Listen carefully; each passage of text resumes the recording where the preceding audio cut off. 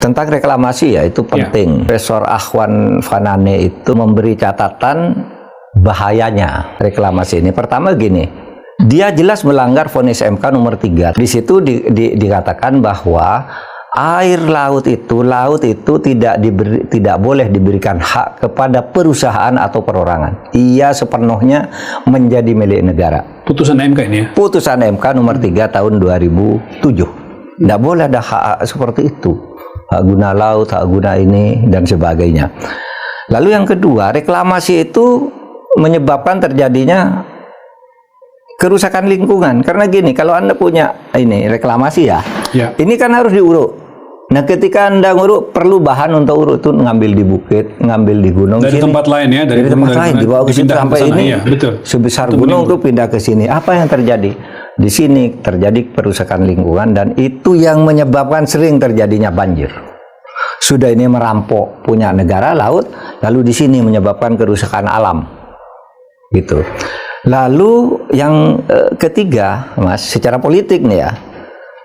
Sekarang ini kalau kita kembali ke sejarah, ini menurut Pak Alwan ini, dulu ingat loh, ketika Belanda, Portugis, dan lain-lain menjajah Indonesia kan menguasai pesisir dulu. Tidak ada yang masuk ke tengah, pesisir. Lewat laut penguasaannya. Lewat laut, lalu dia menguasai jalur perdagangan di situ, yang di sini miskin. Nah, ketika juga ada konflik antar penguasa lokal, kerajaan misalnya, kerajaan apa Demak atau apa di Jawa Tengah, itu penjajah itu masuk ingin bersedia membantu sesuatu waktu memenangkan, nanti imbalannya dia mendapat pantai sebelah mana gitu. Nah, sekarang ini reklamasi bisa terjadi ya. Ini proses kolonialisasi. Analisis ini karena apa? Semua penjajah itu masuk lewat laut sejak dulu gitu ya. Dan itu lalu menguasai alur perdagangan. Sama juga kan dulu bubila ikan apa itu kan lewat laut semua kan semuanya. Nah, oleh sebab itu nih hati-hati pemerintah menjaga kedaulatan ini, jangan terlalu banyak reklamasi kecuali pemerintah sendiri yang melakukan. Di sejumlah negara itu dilakukan. Ya, Singapura itu kalau nggak salah 700 kilo mereka membangun dan sukses membangun reklamasi. Di Cina, di Dubai itu ada Palm Island kan Pak, 250 km itu juga sukses. Bagaimana argumentasi bahwa itu untuk pengembangan kota Pak? Kalau itu menjadi proyek negara, ditangani oleh negara, dan dikontrol sepenuhnya oleh negara, is oke. Ini kan kucing-kucingan nih, kayak pemagaran itu kan kucing-kucingan. Negaranya bilang nggak tahu gitu. Padahal itu sudah nyata, lalu sesudah ini, lalu ada yang membela. Nah, ini masuk analisis berikutnya dari Pak Alwan tadi. Itu LSM sekarang itu sering membelokkan, mendestruksi opini, seakan-akan pelaku sebenarnya itu bukan korporasi swasta tertentu, tetapi karena-kan LSM membela ini untuk masyarakat, padahal tidak ada alasannya bahwa ini dilakukan untuk masyarakat. LSM itu mengatakan ya, sebagian LSM sekarang sudah terjebak mengatakan ini untuk kepentingan masyarakat, padahal jelas melanggar hukum. Ini untuk kepentingan pembangunan, jelas melanggar hukum, sudah dikatakan sertifikatnya itu semuanya ilegal gitu. Terus kok ini masih dikatakan untuk masyarakat, gimana? Iya. Kalau mau untuk masyarakat legal dong semuanya. Nah, itulah sebabnya di berbagai negara yang reklamasi itu tidak apa-apa menurut saya, asal semuanya di bawah kontrol negara dan terukur. Musisi mengatakan, oke, saya setuju ada reklamasi, tapi sepanjang negara yang dominan. Iya. Jangan serahkan kepada swasta hanya tanpa negara. Karena menurut Bu Susi ada 3 Pak yang. Nomor 1, reklamasi itu akan sukses kalau 1, jangan merusak lingkungan, jangan menabrak aturan. Yang ketiga, jangan merugikan nelayan. Ini di mata Bu Susi, karena itu negara harus negara di situ ya. Negara harus hadir dan tahu dari waktu ke waktu. Kalau sekarang ini kan kita kaget-kaget aja, sesudah ketahuan baru bertengkar di antara kita, bertengkar dengan korporasi dan sebagainya. Ini kan konyol. Negara harusnya yang di depan itu menentukan ini tidak boleh, ini boleh. Ini kamu sudah benar, ini kamu salah, kan gitu negara kan. Kan ini gampang aja untuk mengatakan salah dan tidak salah. Wong ada sertifikat di atas tempat yang seharusnya tidak boleh ada sertifikat. Nah, itulah sebabnya selain LSM yang ada, sementara LSM membelokkan, akan membela padahal tidak tahu apa-apa, lalu mengatakan kami yang mengkoordinir ini swadaya masyarakat, padahal itu meliputi 16 desa yang tidak masuk akal kalau itu tidak diketahui jumlah uangnya dan siapa-siapanya yang menyumbang, kan tidak masuk akal. Itu akal-akalan, itu dibayar oleh korporasi gitu. Itu sudah jelas melanggar hukum kok masih mau dibela gitu, itu tidak masuk akal. Nah, Di sini bertemu nih berapa civil society tertentu yang mati-matian membela tapi tidak punya alas hukum, ya, bertemu dengan kelompok birokrasi yang menjadi pelayan, menjadi jongsnya korporasi di birokrasi. Kenapa dia harus mengeluarkan sertifikat? Padahal nggak boleh, kecuali dia jongos, kan gitu. Pasti dia yang membuat itu Pak disuruh atasan, dan gitu kan? Gini deh, psikologinya. Ada orang buat sertifikat yang seharusnya nggak keluar. Dia kan tidak berani ke atasannya ketika diberi, kamu yang salah, atasan, nah atasannya lagi, atasannya kan begini di Indonesia, kalau atasan dilawan, bawahnya dipecat. Oleh sebab itu yang paling tinggi sekarang yang penting, paling atas itu siapa? Presiden, yang mengetok kepalanya orang-orang di bawahnya ini, diberi target aja, kamu udah selesai ini, berhenti, dipecat atau dipenjarakan gitu, kalau memang ini.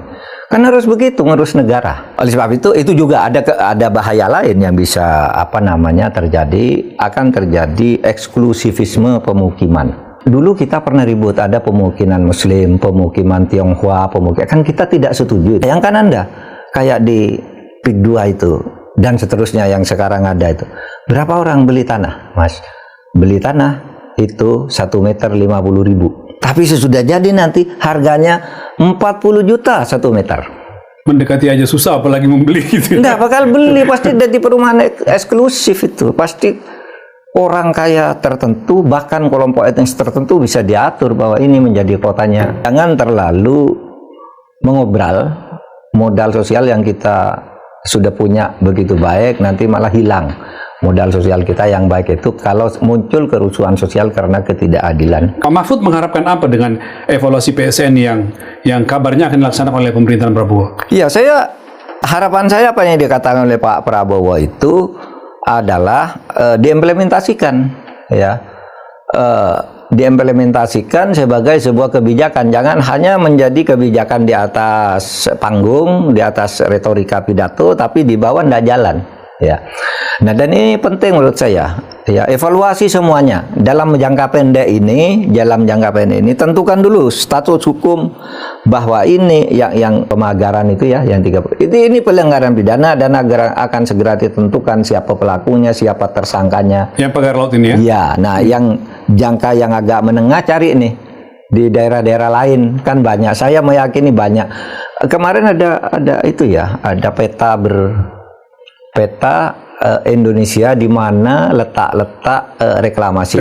Iya, toh di berbagai pulau ada, iya, tuh ada. Di seluruh Indonesia ada Pak. Di seluruh Indonesia ada. Nah itu diteliti lagi izinnya seperti apa. Jangan sampai ada perubahan peruntukan dan segala macam. Jangan perubahan peruntukan. Jangan juga itu nanti meluas seperti PIK 2 itu kan. Ini yang reklamasi resmi ini sekian hektar. Nanti apakah itu betul sekian? Apakah dilaksanakan? Satu. Yang kedua, kalau dilaksanakan apa betul atau melebar seperti yang di Tangerang, ratusan kali lipat dari aslinya, iya kan? Supaya ini segera diteliti kembali. Karena ini menyangkut sumber daya alam kita, kedaulatan kita terutama lah. Kita kan malu lah. Pemerintah kok tanahnya dijarah orang sesuka-suka, pemerintahnya diem. Kan malu, apalagi dijarah oleh cecungo yang kita sudah tahu ini kelakuannya sejak dulu begitu. Tapi saya ingin katakan tim gabungan itu untuk yang luas ya, untuk menyelidiki. Tapi yang untuk Tangerang itu, Laut Tangerang ini, itu gampang kok, sudah jelas. Itu sudah jelas itu pelanggaran pidana. Tinggal mulainya di mana? Kalau Anda tanya, ambil sertifikat yang katanya Pak Nusron dan 263, ambil ini siapa nih, tanggal berapa yang buat, siapa pejabatnya, lalu panggil, kenapa kamu membuat itu? Siapa yang menyuruh, lewat siapa, mana, ini akan ketemu semua apa sih? Artinya Pak Mahfud mengasumsikan bahwa pemilik HGB dialah yang membuat itu ya? Iyalah, mulai dari situ dulu. Afiliasi PIK 2 asumsinya itu. Mulai dari situ dulu, kan bisa dikorek lagi. Kalau mungkin dia bisa memaksa orang mengaku itu saya, misalnya rakyat ya, dengan dibayar mengaku dan bersedia dihukum, tapi kan ada pejabatnya juga. Iya kan? Ya. Yang harus dikorek, bukan hanya tanah dan pemegang haknya, tetapi pejabatnya siapa nih yang buat, gitu. Oh hukum lah, kalau hak penyidikan gitu, konstruksi hukum begitu, dalam pengalaman saya Kejaksaan Agung itu lihai membuat konstruksi siapa yang salah, di mana kesalahannya disembunyikan, di mana bertemu, di mana itu Pinter-pinter tuh sesuatu yang mudah dilakukan oleh kejaksaan ya. Oh, itu mudah dilakukan kayak yang Robert Tanur itu kan hebat sekali kejaksaan kan, ditipu sekian kebongkar semua. Asal kejaksaan jangan diganggu bisa kok. Kecuali memang diganggu oleh kekuatan oligarki yang berafiliasi dengan kekuatan lain di samping kejaksaan atau di atas kejaksaan. Karena itu sangat mungkin terjadi, Pak ya. Sangat mungkin terjadi dan sekarang dugaannya kan ke situ semua. Ini dulu yang melakukan yang di atas kejaksaan. Kan dugaannya sekarang begitu semua kan orang. Ini harus diurai agar tidak menimbulkan fitnah. Kalau itu betul bukan atasannya, pasti bawahnya ini kena semua, gampang secara hukum.